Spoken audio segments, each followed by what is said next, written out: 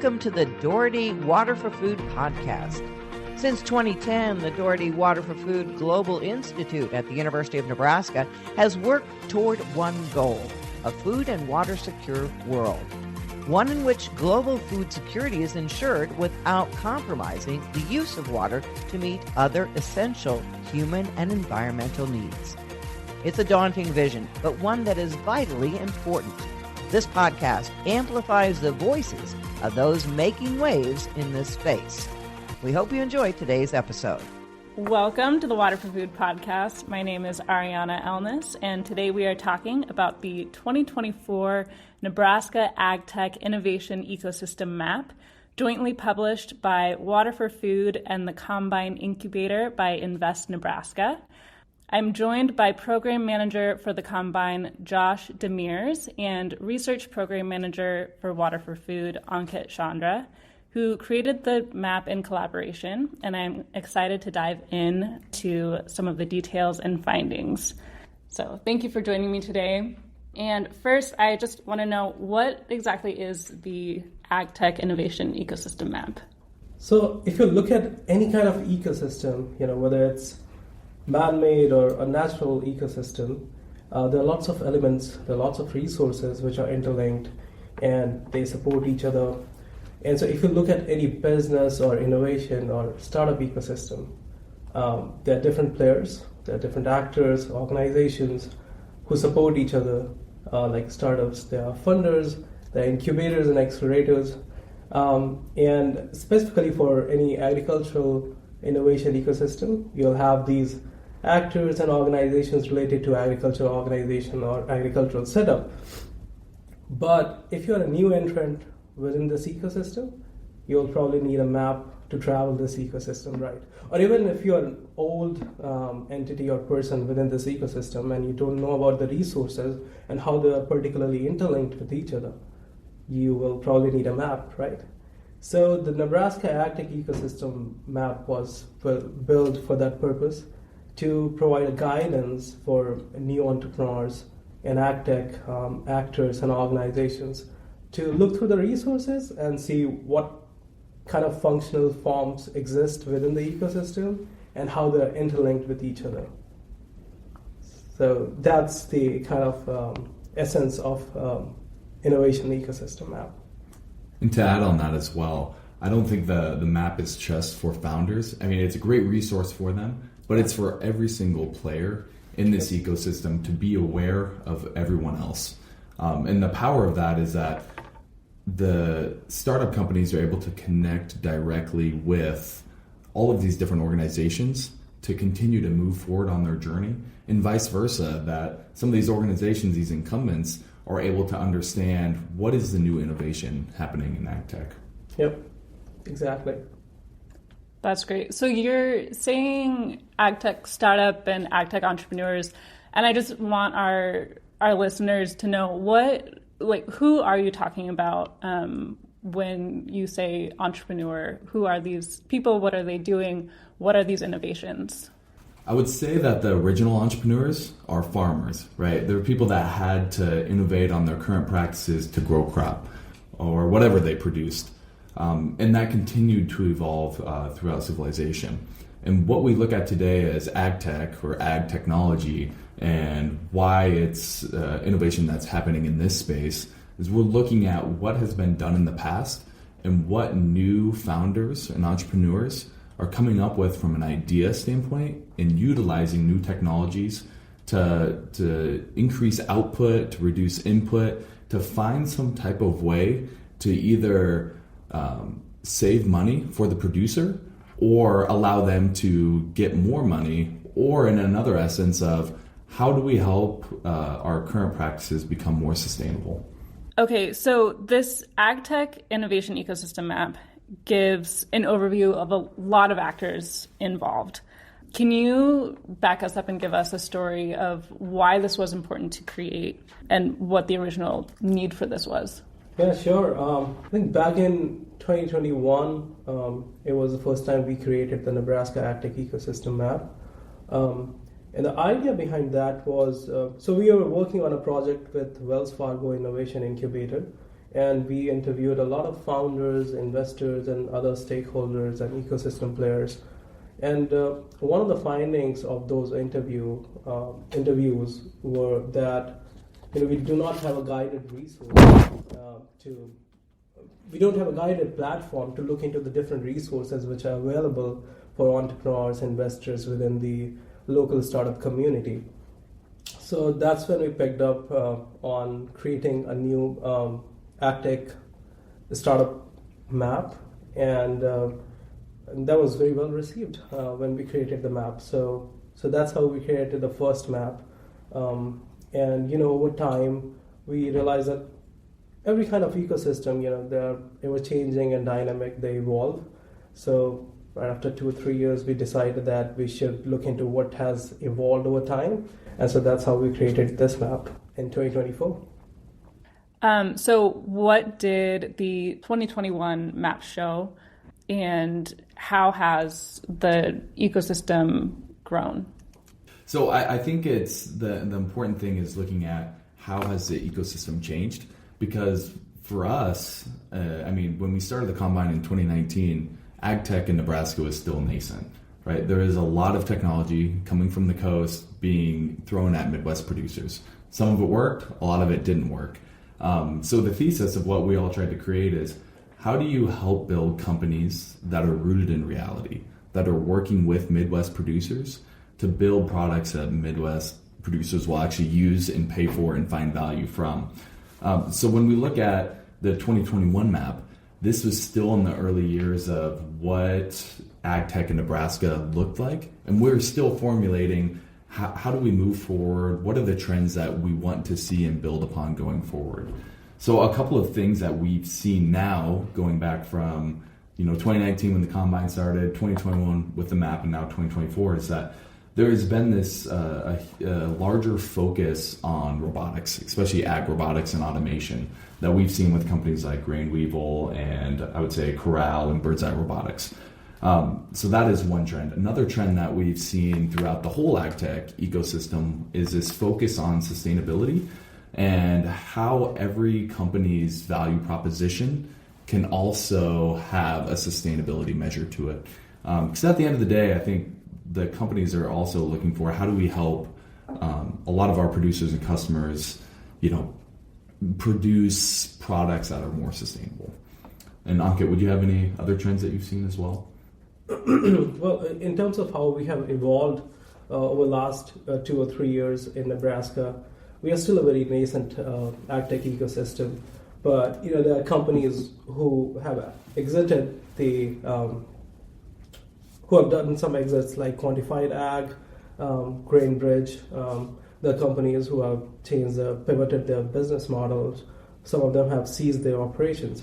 But I think just to kind of add up to what Josh said, we have seen an addition of 10 more Agtech startups since last 3 years within the ecosystem. And also, the investment sector is growing.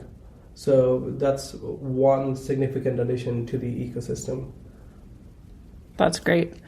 We didn't talk about this question, but you just touched on something that I want to ask about because I'm curious. Yeah. And that is that it sounds like there are certain pieces that are unique to the Midwest that could only come from the Midwest. Yeah. And so I'm just curious, like, what those pieces were that are now able to be accelerated. Definitely. So I think that one of them is the talent and the focus here on agriculture. If you look at other different regions in the United States and globally, here in the Midwest, a lot of our focus is purely on agriculture, and that's what we're training this next wave of students, is to be interested in building the next new things in agriculture. And a lot of that's helped by, there's a lot of farm families here that are attending the University of Nebraska. But also with our ecosystem, and what we've seen is that companies have come to us from all different parts of the world and have looked at Nebraska as a home, because they know that they can come here and get every type of resource they need, and the people here are willing to help them, right? If you ask one of us in this room for an introduction to a certain company, we're only 1 degree of separation away. And that's not something that you see in other ecosystems or other parts of the world. So there are a lot of actors in this ecosystem, including university research, community builders, industry groups, corporations, and many more. Can you provide just an example of a startup that has gone through this ecosystem and utilized these resources and emerged as a success story? Yeah, I can think of a couple of examples, Ariana. I think Sentinel is one of the best examples to put it forward. Sentinel Fertigation, it's a precision nutrient management company that provides agronomic insights through digital solutions like providing imagery and insights on fertilizer recommendations. Actually, Jackson, who is the founder of the company, and I took the classes together back in the school. And so he started his company, I think, 3 years back while he was still doing his PhD. And so he leveraged the resources within the university, whether it's combine resources or whether going through the local startup communities, like he took advantage of all the prototype grants, and Economic Development Institute have some of the economic development institutes and organizations like LPED, which is Lincoln Partnership for Economic Development. They have their Launch LNK grant. So that's one example. I can think of other example. I was listening to this podcast conversation between Kathy Anderson, who leads the entrepreneurship and innovation at LPED, and Daniel Chapman, who is a professor at the Center of Biotechnology at the University of Nebraska, Lincoln. And Daniel founded this company called VOCMOS Ag, which basically provides a solution around biofungicides. Daniel had some really positive feedback about the map as well, saying that this has been helpful for him to understand the different ecosystem players. And Daniel highlighted some of the comments during the podcast conversation, saying that how he leveraged some of the resources within the ecosystem through university or through the economic development organizations or even at the combine. And I think it provides this clear roadmap for startups too, right? Of going from how do I work with the producer to test my products and build something that they want, to who should I go to for testing and validating the product with the university, to understand what is the actual gains and benefits from my product. Then I can go back out to producers to prove that this is actually making a difference. And then everywhere else of getting connected to some of these larger players for distribution and advice and mentorship. So with that roadmap, it gives these startups a clear view of success is very attainable. I just need to follow the steps necessary to give myself the best shot on goal. So in addition to this growth and entrepreneurship, can you describe some of these changes you're seeing in investment in the Nebraska Agtech space and what has attracted this investment?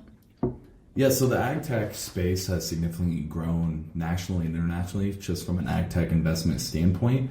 And here in Nebraska, in 2015, we had zero investment into Agtech. And now we're at $35 million in venture capital investment. And a lot of that is getting people off the sidelines to build companies, build successful high growth companies that need venture capital to succeed, but also getting investors and corporations off the sidelines to commit to helping these companies build and scale to provide their products to producers. So we see this trend going to continue to grow nationally and especially in Nebraska. And that always helps the case of Agtech is this real niche here in Nebraska that we can continue to support founders and new technologies moving forward. Mm-hmm. Yeah, just to kind of add on that, I think Josh hit the point squarely that, back in 2015 we were in zero VC Agtech fund and we have come to 35 million last year. But and this is marked by especially Invest Nebraska and Grid Road Partners who are specifically funding Agtech ventures here in Nebraska. But also there are some economic development organizations like there's NDED and LPED who are helping through non-dilutive grants, and so those also play an instrumental role in accelerating some of the startups here in Nebraska and providing funding to them. Great. So all of this is just such great work, and it's not just the economic development, it's also that these Agtechs are so important to the future of food and water security. So I'm just wondering if either of you could speak to that importance. Well, thanks for that question, Ariana. I think Nebraska is foundationally an agricultural state, and so we'll look at some of these strong points here. We have a strong irrigation industry here in Nebraska. We are also tagged as the irrigation capital of the U.S. Because we have the 3 largest irrigation company housed here in Nebraska. But in terms of innovations and startup communities, we see that a lot of startups who are coming forward to do innovations around water management, like Sentinel fertigation or ethos or EDM irrigation. There are other examples as well within the ecosystem who are providing a lot of value around water management, water and food security. Similarly, if you look at the other strong point in Nebraska, it's the livestock. So we have more than 7 million cattle, and livestock is one of the largest sector within the agricultural industry in Nebraska. And we see around 10 or 12 startups being just solely focused on that particular sector to do innovations around value chain and provide more strength around food security. So to add to that, as we look at food and water security, if we look at the data, farmers are going to have to use less water to increase their output, right, to feed this growing population that we have worldwide. And a part of that, that we're focused on it here at Invest Nebraska and the Combining, partnering with the Water Food Institute. We were just announced the winner of the 2024 SBA Growth Accelerator competition, specifically in the area of food, ag, and environmental security. And part of this planning phase is understanding, especially here in Nebraska, what are the strengths and weaknesses around the ag value chain in regards to security, and what do we need to do going forward to protect that? Great. So in this map, we have strengths and weaknesses and opportunities for growth. Can you talk about some of those strengths and opportunities? So starting off with the strengths of this map, we've had several companies come to us internationally, nationally, here even in the local ecosystem, and explain to us that we have the ecosystem ready for founders to go from idea all the way to commercialization and continue to grow. That they're able to do it just here in Nebraska. And we've seen time and time again, especially in the crop and livestock space and the robotics and automation space, that this is possible. So we're going to continue growing in those areas. And hopefully the goal is to recruit more entrepreneurs from wherever they are, and hopefully specifically more so just here in Nebraska, to produce companies that address some of those trends so that we can build upon this mission here in Nebraska to become the hub of Agtech. Yeah, awesome. I think that's really a growing area.